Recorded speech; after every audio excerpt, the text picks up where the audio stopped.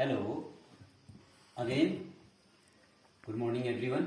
देखिए अब हम ट्रायंगल सीरीज का अगला वीडियो शुरू कर रहे हैं। इसमें क्या है, काइंड्स। इससे पहले हमने ट्रायंगल का सामान्य इंट्रो दिया था, उसमें मीडियंस, एल्टीट्यूड अगर वगैरह दिए थे।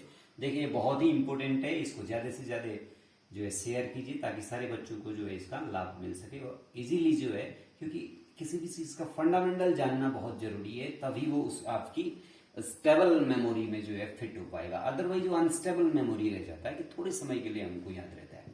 तो चलिए now let's go about the kinds of the triangles. The kinds of the triangles, तो आप सामान्य रूप से जानते होंगे कि काइंड्स क्या है, प्रकार, त्रिभुज के प्रकार। ठीक है, तो त्रिभुज के प्रकार क्या है?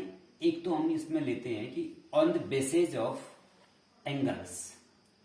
एंगल्स मीन्स कोणों के आधार पर। तो बेसिस ऑफ, एक तो हम किसके आधार पर लेते हैं? एंगल्स के आधार पर। एंगल्स क्या है?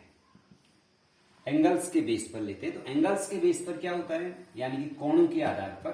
तो एक तो हो गया आपका राइट ट्रायंगल। राइट ट्रायंगल यानी कि समकोण त्रिभुज, या इसको राइट एंगल्ड ट्रायंगल भी कहा जाता है, शॉर्ट में राइट ट्रायंगल कहते हैं। ठीक है, तो राइट ट्रायंगल्स माने क्या होगा कि ऐसा त्रिभुज जिसका एक कोण 90 डिग्री होता है। एक कोण 90 डिग्री, ये बी वाला 90 डिग्री है, तो इसको हम राइट ट्रायंगल कहते हैं। तो राइट ट्रायंगल में ये 90 डिग्री सबसे बड़ा एंगल है। देखिए क्यों? क्योंकि अगर इससे बड़ा हो नहीं सकता है, क्योंकि इसके जो इंटरनल एंगल्स हैं उनको जोड़ के 180 आना चाहिए। अगर दूसरा एंगल भी 90 हो जाएगा तो 90 90 180, तो तीसरा एंगल तो 0 हो जाएगा। तो इसीलिए जो है ये ध्यान रखें कि तो राइट ट्रायंगल्स माने such triangle which only one angle is right angle. तो जिसका केवल एक एंगल 90 अंश का होता है तो उसे हम राइट एंगल कहते हैं। तो राइट एंगल में 90 डिग्री के सामने वाली जो भुजा है, यानी कि लॉन्गेस्ट साइड, इसको हाइपोटेनियस या कर्ण कहते हैं। हाइपोटेनियस, ठीक है। और बाकी रिमेनिंग टू साइड्स बेस और एल्टीट्यूड कहलाते हैं, या बेस और परपेंडिकुलर। तो ये बेस हो गया आधार, और ये परपेंडिकुलर या एल्टीट्यूड हो गया, या हाइट, लंब या ऊंचाई। ठीक है, आधार और लंब। देखिए एंगल के बेस पर बेस और एल्टीट्यूड कन्वर्ट हो सकते हैं। ये भी एल्टीट्यूड हो सकता है, ये भी बेस हो सकता है, ये एल्टीट्यूड। अगर मैं इस कोण को चयन करता हूं, इस कोण को चूज करता हूं, तो ये आपका एल्टीट्यूड हो जाएगा, ये बेस। अगर मैं इस कोण को लेता हूं तो ये एल्टीट्यूड, ये बेस। यानी कि जिस एंगल को आप लेते हैं उसके सामने वाली भुजा जो है एल्टीट्यूड होती है। ठीक है, और बाकी बेस। तो बेस और altitude may be change but hypotenuse not change, because hypotenuse is the longest side of the right angle. Okay, ये तो समकोण त्रिभुज हो गया। अब आप समकोण त्रिभुज में जानते होंगे कि समकोण त्रिभुज में क्या होता है। एक सिंपली मैं आपको बता देता हूं कि समकोण त्रिभुज जो है, समकोण त्रिभुज में पाइथागोरस थ्योरम लागू होती है, यानी कि कर्ण पर बना वर्ग बराबर शेष दो भुजाओं पर बना वर्ग। यानी कि अगर 3 साइड्स में ये रहेगा तो ये हो जाएगा। एक और बात मैं पहले कहना भूल गया, देखिए कभी भी कोई भी त्रिभुज तब संभव होता है जब त्रिभुज में दो भुजाओं का योग तीसरी भुजा से बड़ा होता है। ये ट्रायंगल की नेसेसरी प्रॉपर्टी है।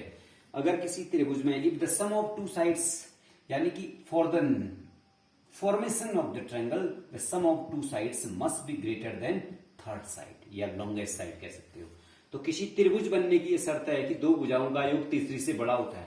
अगर मैं आपसे कहूं कि एक त्रिभुज की भुजाएं 5, 6 और 12 है या 11 है, तो वो त्रिभुज कैसा होगा? तो आप कहोगे कि इसमें त्रिभुज, ट्रायंगल नॉट एग्जिस्ट, त्रिभुज ही नहीं बनेगा। क्यों? क्योंकि ये 5 और 6 को जोड़ के 12 से छोटा आ रहा है। तो दो भुजाओं का योग तीसरी से बड़ा होना चाहिए, त्रिभुज बनने की शर्त है। चलो अब हम बात करते हैं कि राइट एंगल ट्रायंगल पर। तो राइट ट्रायंगल मींस ये, इसको हम पाइथागोरस थ्योरम कहते हैं, आप जानते होंगे, या इसको बोधायन थ्योरम भी कहते हैं, क्योंकि बोधायन एक भारतीय गणितज्ञ थे जिन्होंने पाइथागोरस थ्योरम को जो है कि भारत में इंप्लीमेंटेशन किया था। तो इसीलिए इसको बोधायन या पाइथागोरस थ्योरम कहते हैं। The in any right angle triangle the square of the hypotenuse is equal to the sum of the squares of remaining two sides, I means altitude and the base. Okay, तो ये Pythagoras theorem हो गया। ठीक है, अगर आपको 3 sides दी है, अगर इस कंडीशन को फॉलो करता है that it must be the right angle triangle. For example 3, 4, 5 side है, तो 5 का वर्ग कितना हो गया? 25, और 3 का वर्ग 9, प्लस 4 का वर्ग 16, तो दोनों को जोड़ो फिर 25 आया। तो इसीलिए 3, 4, 5 साइड्स वाला ट्रायंगल राइट एंगल ट्रायंगल होगा। ओके, तो राइट एंगल ट्रायंगल हो गया पहले प्रकार का। दूसरा हो गया आपका obtuse angle. Obtuse angle, obtuse angle, ये देखिए obtuse triangle, sorry obtuse triangle, obtuse.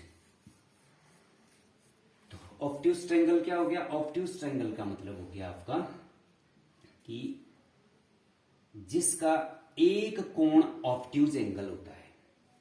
ठीक है, एक कोण क्या होता है? ऑब्ट्यूज एंगल होता है। ये ऑब्ट्यूज एंगल हो गया। ठीक है ना, तो ऑब्ट्यूज एंगल ये है, अधिक कोण त्रिभुज कहते हैं। अधिक कोण माने ये वाला एक एंगल जो है 90 से बड़ा 180 से छोटा होगा।